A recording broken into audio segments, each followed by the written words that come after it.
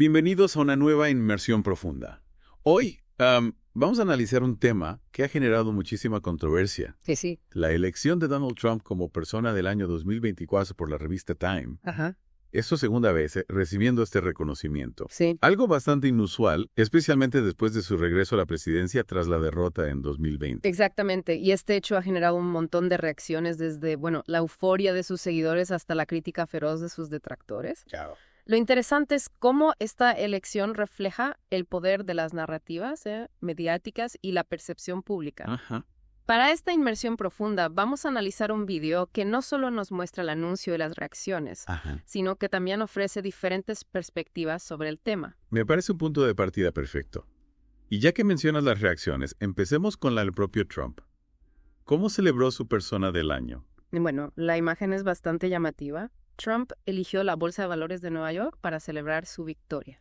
¿En serio? Incluso tocó la campana. Una campana. Como si fuera un gran logro empresarial. Ves en la bolsa de valores. ¿No te parece una elección un tanto curiosa para un político? Normalmente asociamos ese lugar con empresas, finanzas, no con la política. Tienes toda la razón y precisamente por eso creo que la elección del lugar no fue casual. Podríamos interpretarlo como una forma de conectar su victoria política con la idea de éxito económico, ¿no? Claro. Un mensaje que seguramente resuena con una parte importante de su base electoral. Es fascinante cómo un simple escenario puede transmitir un mensaje tan patente. ¿Y qué dijo Trump en su discurso? Imagino que no perdió la oportunidad de destacar que este es su segunda vez como persona del año. No, por supuesto que no. En su discurso, Trump no solo resaltó este logro, sino que también hizo referencia a su primer mandato, diciendo, hicimos un gran trabajo. Y fiel a su estilo, también aprovechó la ocasión para hablar de los medios de comunicación. Claro, la relación de Trump con los medios siempre ha sido, digamos, turbulenta. ¿Qué dijo exactamente? Bueno, comentó que los medios se han calmado y que ahora le agradan más. Pero como era de esperar, no se pudo resistir a lanzar una pequeña amenaza, advirtiendo que está listo para enfrentarse a ellos si cambian de opinión. Eso sí que es típico de Trump, siempre jugando con la provocación. Y mencionaste que el vídeo que estamos analizando también ofrece otras perspectivas. Así es. Y una de las más contundentes, por no decir polémica, es la de Don Lemon. Cuestionó duramente la decisión de la revista Time, calificando a Trump como un agresor condenado que inspiró una insurrección. Palabras mayores. ¿Ya? ¿Pero en qué basa Lemon su crítica? ¿Simplemente no le gusta Trump o hay argumentos más sólidos detrás de su postura? La crítica de Lemon es interesante porque nos lleva a preguntarnos, ¿qué criterios debería usar la revista Time para elegir a la persona del año? Claro. Él se muestra indignado por la elección de Trump, pero no ofrece alternativas claras, ni define qué parámetros considera más importantes. ¿Tú qué opinas? ¿Debería la revista Time considerar la moralidad de una persona a la hora de elegirla? ¿O simplemente su impacto en los acontecimientos del año, sin importar si es positivo o negativo? Es una pregunta compleja. Y creo que la respuesta depende en gran medida de la propia interpretación de lo que significa ser persona del año. Algunos lo ven como un premio, ¿no? Un reconocimiento a las virtudes de una persona. Sí. Otros, como la propia revista Tema ha argumentado en ocasiones, lo ven más como un reflejo de la influencia que ha tenido alguien en los eventos del año, para bien o para mal. Exacto. Y es en ese punto donde creo que la crítica de Lemon se queda un poco corta. Si la elección no se basa en méritos morales, es realmente justo criticarla por elegir a alguien con un historial tan controversial como Trump. Quizá la pregunta más relevante sería, ¿realmente tuvo Trump un impacto tan significativo en los eventos del año como para ser considerado persona del año, independientemente de si estamos de acuerdo o no con sus acciones? Y para responder a esa pregunta, creo que es importante analizar otros elementos del contexto, como la reacción del público, los temas que dominaron la conversación pública durante el año y, por supuesto, las narrativas que los medios de comunicación construyeron alrededor de todo esto. Completamente de acuerdo. Y hablando de narrativas, el video también menciona la respuesta de Trump cuando le preguntaron ¿qué no entendieron los demócratas en las elecciones?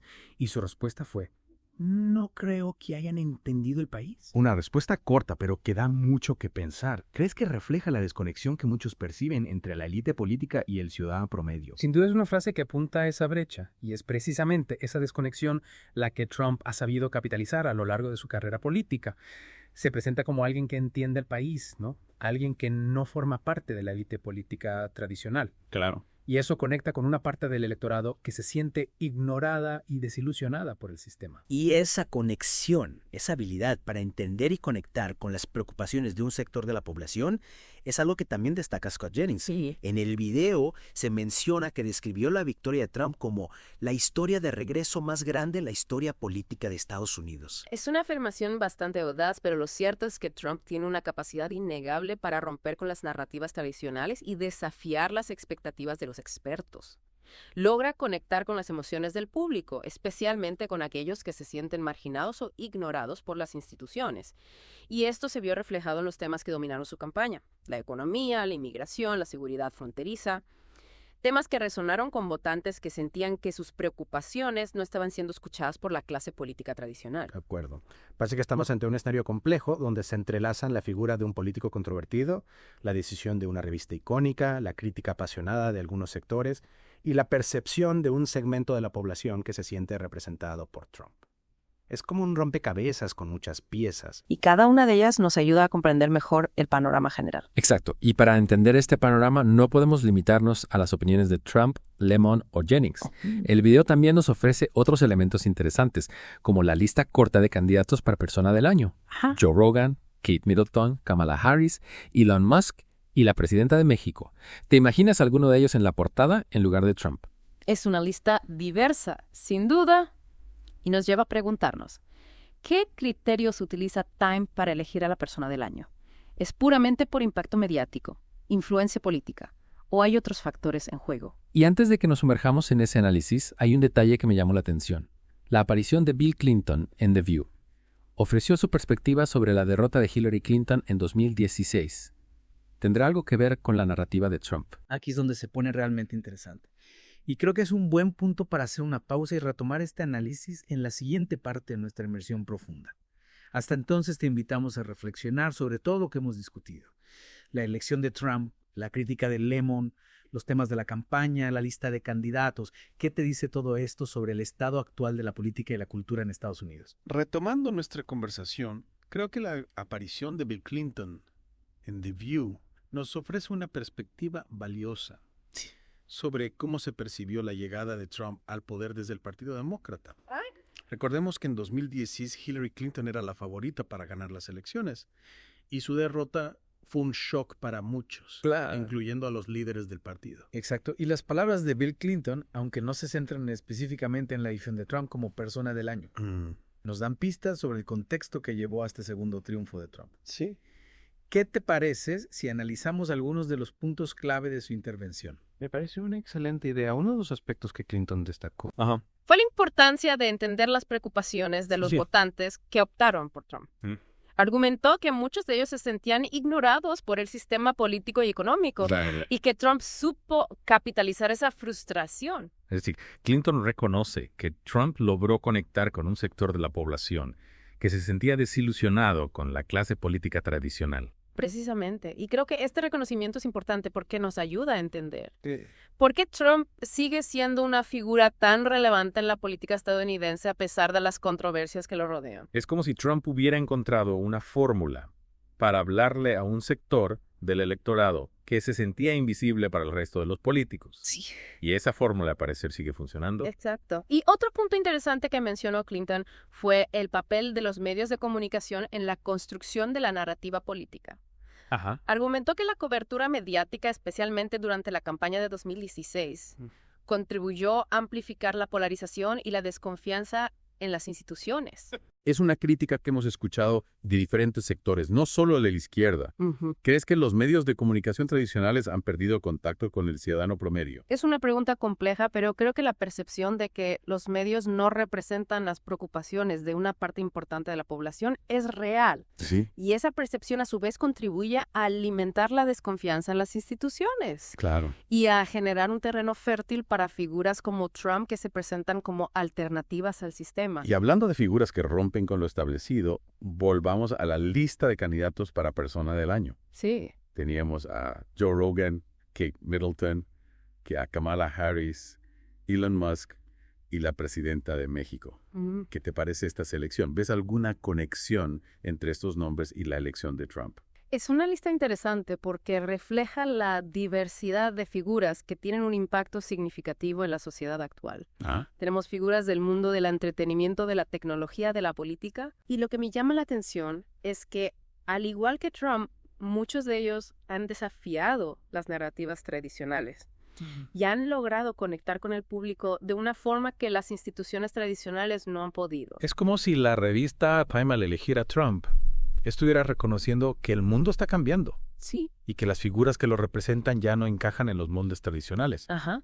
Y esa idea creo es la que genera tanta controversia. Completamente de acuerdo, la elección de Trump no es solo un reconocimiento a su figura, sino también un reflejo de un cambio cultural más profundo. Un cambio en la forma en que se construyen las narrativas. Claro. Se ejerce la influencia y se conecta con el público. Y ese cambio sin duda es algo que debemos analizar con detenimiento, pero antes de sumergirnos en un análisis más profundo. Sí. Creo que es importante recordar algunos de los puntos clave que hemos discutido hasta ahora. Por supuesto, hemos analizado la decisión de la revista Time de nombrar a Trump como persona del año. Ajá. La reacción del público, la crítica de Don Lemon, la perspectiva de Bill Clinton, la lista de candidatos. Sí. Y creo que a partir de todos estos elementos podemos empezar a construir una visión más completa de lo que esta elección significa en el contexto actual. Y para construir esa visión te invitamos a ti, nuestro oyente, a que participes en la conversación. ¿Qué te parece la elección de Trump? ¿Crees que la revista Time acertó? ¿Qué factores crees que influyeron en su decisión? ¿Y qué te dice todo esto sobre el estado actual de la política y la cultura en Estados Unidos? Tus opiniones son importantes para nosotros. Y recuerda, nuestro objetivo no es darte respuestas definitivas, sino proporcionarte las herramientas para que puedas formar tu propia opinión sobre este tema tan apasionante. Retomando nuestra inmersión profunda en la elección de Trump como persona del año, hay un punto que me está dando vueltas en la cabeza. Hablamos de la crítica de Don Lemon, del análisis de Bill Clinton, de los candidatos alternativos. Pero no hemos profundizado en la metodología de la revista Time. ¿Cómo eligen a la persona del año? Claro. ¿Hay un proceso transparente o es una decisión más bien subjetiva basada en la intuición del editor? Es una pregunta interesante y la respuesta no es tan sencilla. Time ha sido bastante hermética sobre su proceso de selección, pero sabemos que no es un premio, sino un reconocimiento a la persona que para bien o para mal ha tenido la mayor influencia en los eventos del año. Y esa influencia, claro, puede interpretarse de muchas maneras. Claro, no es un premio a la bondad o a la popularidad. Exacto. Sino un reflejo del impacto que una persona ha tenido en el mundo. Sí. Y eso explica por qué figuras controvertidas como Hitler, Stalin o Khomeini han sido persona del año en el pasado. Exacto. Y creo que ese es un punto importante que a veces se olvida. Sí. La elección de Trump como persona del año no significa que la revista lo esté celebrando o aprobando sus acciones. Es simplemente un reconocimiento de su impacto en los eventos del año. Un impacto que en este caso ha sido innegable. Y hablando de impacto, creo que es crucial analizar los temas que dominaron la campaña de Trump en 2024. ¿Cuáles fueron las preocupaciones que supo capitalizar para conectar con ese sector del electorado que se sentía ignorado por el sistema? Bueno, vimos que la economía, la inmigración y la seguridad fronteriza fueron temas centrales en su discurso. Trump se presentó como alguien que podía devolver la grandeza a Estados Unidos, alguien que podía proteger a los ciudadanos de las amenazas externas e internas. Y ese mensaje, al parecer, resonó con fuerza en un contexto de incertidumbre económica y social.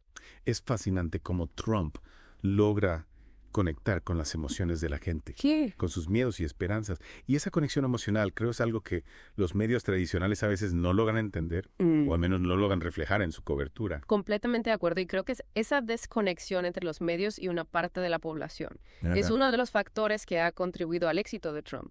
Él se presenta como alguien que dice lo que piensa sin filtros.